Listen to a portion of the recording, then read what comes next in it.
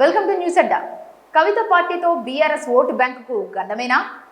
తెలంగాణ రాజకీయాల్లో ఇప్పుడు ఒక పెను సంచలనం ముంచుకొస్తోంది. కల్వకుంట్ల కవిత తన సొంత రాజకీయ అస్తిత్వం కోసం తెలంగాణ ప్రజా జాగృతి పేరిట కొత్త పార్టీని ప్రకటిస్తున్నారు. ఈ పరిణామం కేవలం ఒక కొత్త పార్టీ ఆవిర్భావం మాత్రమే కాదు, బీఆర్ఎస్ పార్టీ పునాదులను కదిలించి ఒక వ్యూహాత్మక చీలికగా చెప్పుకోవచ్చు. తెలంగాణలో బీఆర్ఎస్ పార్టీకి ఉన్న అత్యంత బలమైన ఓటు బ్యాంకులో చీలిక తేవడమే కవిత ప్రధాన వ్యూహంగా కనిపిస్తోంది. ఒక కొత్త పార్టీగా కవిత కేవలం 4 నుండి 5% ఓట్లను చీల్చగలిగినా అది బీఆర్ఎస్ ఉనికికే ప్రమాదకరంగా మారనుంది. ఇప్పటికే అసెంబ్లీ, పార్లమెంట్ ఎన్నికల్లో దెబ్బతిన్న బీఆర్ఎస్ ఇప్పుడు కవిత రూపంలో ఎదురవుతున్న ఈ ఇంటి పోరును తట్టుకోవడం కష్టతరమే.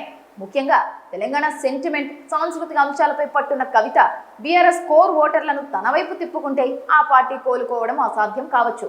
బీఆర్ఎస్ పార్టీలో ప్రస్తుతం కేటీఆర్ ఆధిపత్యం పెరిగిందని, సీనియర్లకు ప్రాధాన్యత తగ్గడంపై లోపల తీవ్ర అసంతృప్తి నెలకొంది. కేసీఆర్ మౌనం, హరీష్ రావు ఇరకాటం వంటి పరిస్థితులతో పార్టీలో గుర్తింపు లేని ద్వితీయ శ్రేణి నాయకులు, టికెట్లు దక్కని ఆశావాహులు ఇప్పుడు కవిత వైపు చూస్తున్నారు. కవిత పార్టీ ప్రకటన వెలువడగానే బీఆర్ఎస్ నుండి భారీగా వలసలుంటాయని ప్రచారం జరుగుతోంది. అవకాశాలు రాని నేతలకు కవిత ఒక ప్రత్యామ్నాయ వేదికగా మారడం బీఆర్ఎస్ క్యాడర్ను నిలువునా చిల్చనుంది.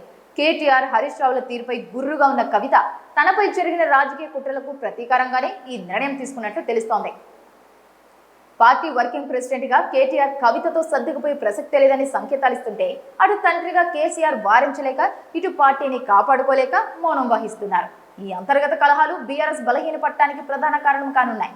కవిత పార్టీ పెట్టడం వెనుక ఉన్న బలమైన ఉద్దేశం అధికారం కంటే కూడా తనను దూరం పెట్టిన బీఆర్ఎస్ నేతలకు ఒక గట్టి పాఠం చెప్పడమేనని అర్థమవుతోంది. కవిత చేయబోయే అధికారిక ప్రకటనతో తెలంగాణలో సరికొత్త సమీకరణాలు మొదలవుతాయి. ఢిల్లీ లిక్కర్ స్కామ్ నుండి బయటపడిన తర్వాత బాధితురాలిగా ప్రజల్లోకి వెళ్లాలని ఆమె యోచిస్తున్నారు. వ్యక్తిగా వెళ్తున్నాను, రాజకీయ శక్తిగా తిరిగి వస్తాను అన్న ఆమె నినాదం ఇప్పుడు బీఆర్ఎస్ అధినాయకత్వానికి కంటె మీద కునుకు లేకుండా చేస్తోంది. కవిత చీల్చే ప్రతి ఓటు కూడా బీఆర్ఎస్ విజయ అవకాశాలను దెబ్బతీస్తూ పరోక్షంగా ప్రత్యర్థి పార్టీలకు లాభం చేకూర్చే అవకాశం ఉంది. ఈ సమస్యను అధిగమించే పరిష్కారం బీఆర్ఎస్ వద్ద కనిపించడం లేదు.